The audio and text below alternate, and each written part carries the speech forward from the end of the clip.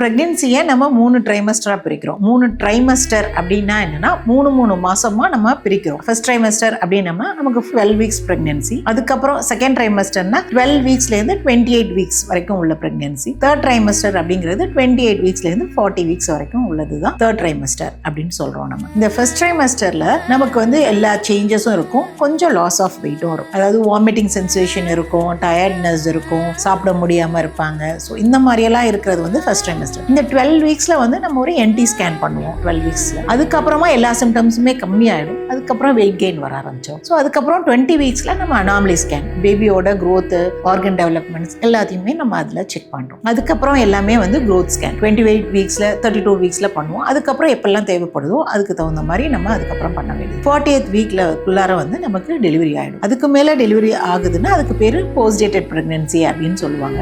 LMPக்கு EDDக்கும் எப்படி நம்ம கால்குலேட் பண்றோம்னா LMPல இருந்து 3 months மைனஸ் பண்ணிட்டு +7 days நம்ம ஆட் பண்ணோம்னா அதுதான் வந்து நமக்கு எக்ஸ்பெக்டட் டேட் ஆஃப் டெலிவரி.